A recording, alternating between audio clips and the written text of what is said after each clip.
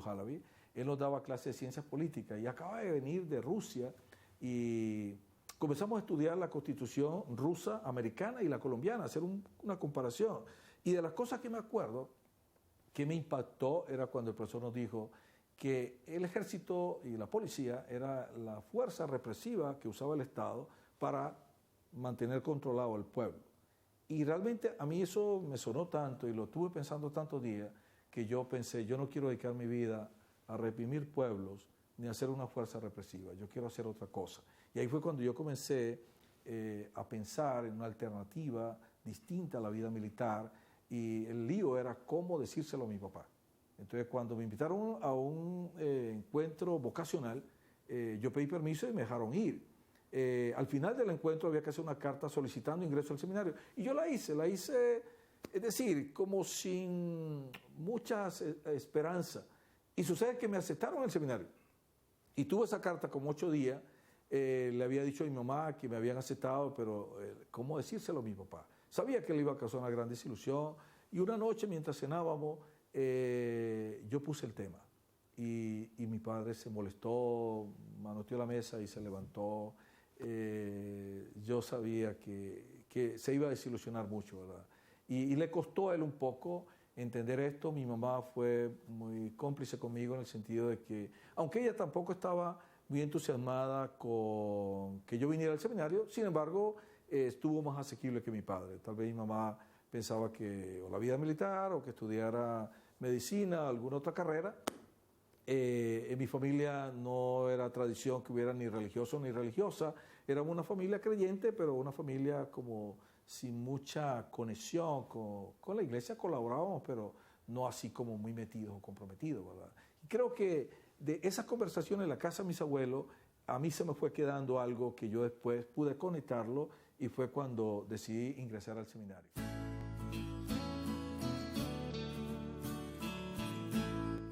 Sabe que sí, fue muy difícil porque era compartir con el pueblo mucho dolor, mucha desesperanza, pero era tratando como de captar un poco la desesperanza que vivía el pueblo ante tanta violencia y ante tanta incertidumbre, donde la gente realmente, mucha gente tenía gente secuestrada o que moría, uno sabía dónde explotaba una bomba. Era una situación de mucha confusión y de mucha incertidumbre.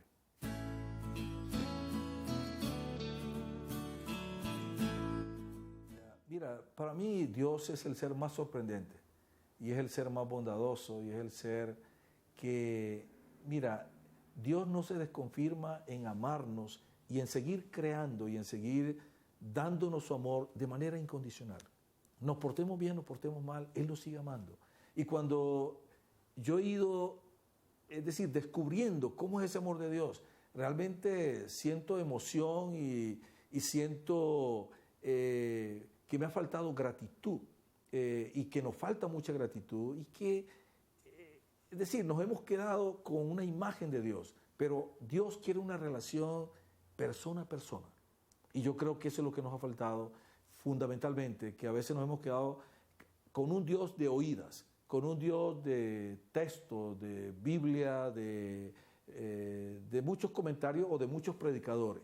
Y Dios es un ser vivo. Es más, la Biblia no es un libro, es una persona, es Jesucristo, que prepara desde el Antiguo Testamento hasta el Nuevo. Y yo creo que con esa persona es la que tenemos que tener esa relación, que es un Dios vivo, un Dios presente, y un Dios que está en todo lo creado, y que es ahí donde nosotros tenemos que llegar a admirar su obra, su presencia, su amor, y la generosidad de Dios, y la paciencia de Dios, y la incondicionalidad de Dios, y la omnipresencia de Dios. Que Dios es un ser inevitable, y que por lo tanto, aunque lo ignoremos, aunque muchas veces lo rechacemos, Dios insiste y Dios espera, porque Dios ama y ama de una manera incondicional y eterna, y a todos.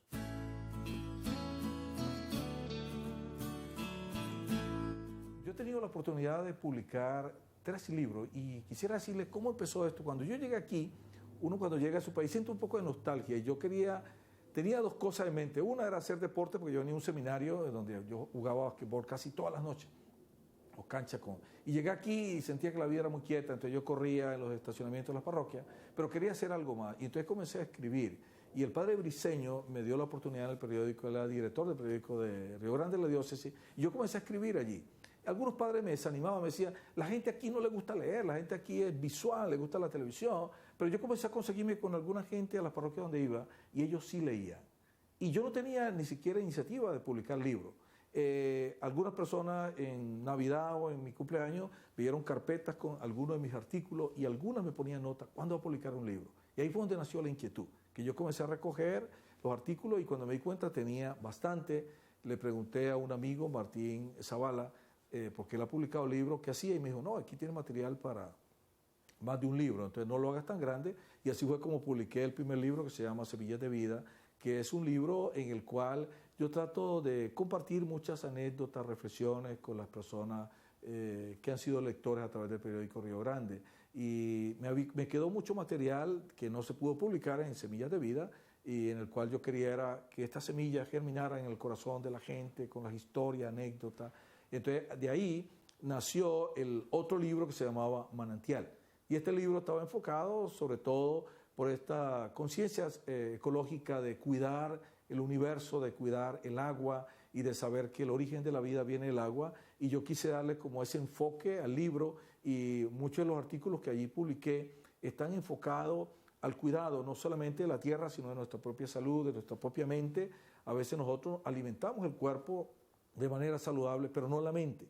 Y hay gente que lee, dice, ve cosas que pueden dañarnos la conciencia. Y ahí es donde yo trato de aportar algo para la familia, para los catequistas, para los misioneros, para los sacerdotes. Y este tercer libro que les presento hoy, lo he titulado Lluvias para refrescar la vida.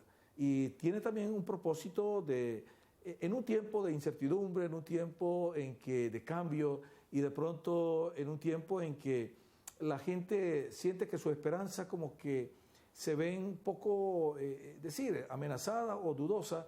Quisiera que estas lluvias de reflexiones nos llenaran de optimismo, de esperanza y de confianza en Dios, para que, incluso en la contraportada del libro pongo, Dios da la lluvia para todo.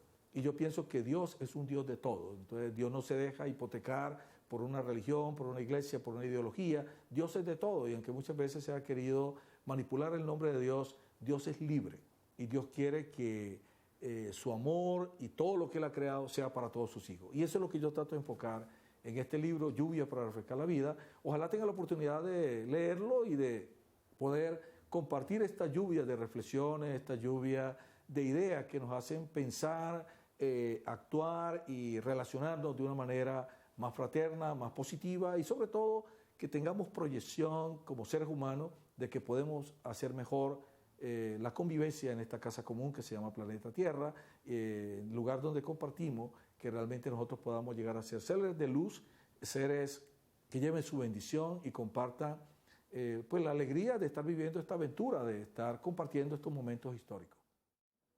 Bien, quisiera finalizar esta entrevista dándole gracias a Dios porque, mira, han pasado 35 años y han pasado muy rápido. Y realmente yo al mirar hacia atrás todo lo que he vivido tendría que decirle a Dios gracias porque yo he puesto el tiempo, pero lo demás lo ha puesto Dios. Y tantas personas que yo he conocido en los lugares donde he trabajado, personas que me han testimoniado con su vida y que me han animado, que vale la pena ser sacerdote. Y también a través de las cosas que me gusta escribir y publicar, creo que he tratado de tener alguna incidencia a través de la radio, del periódico Río Grande de la Diócesis, que ha sido una manera de proyectarme a mucho más gente. Pero también agradecer a mi familia y a tantos amigos que he conocido a lo largo de estos 35 años, decirle gracias, gracias por su apoyo, gracias por su cariño, gracias por su confianza y gracias por enseñarme a través de su vida, de su testimonio, de su familia y de su fe, a poder creer, confiar y seguir proyectando mi vida como hombre y sacerdote en un servicio a la gente, sabiendo de que lo mejor está por venir y que estamos trabajando en la construcción del reino de Dios y que con Dios todo se puede. A todos, gracias. Dios los bendiga. Tú has venido a la orilla,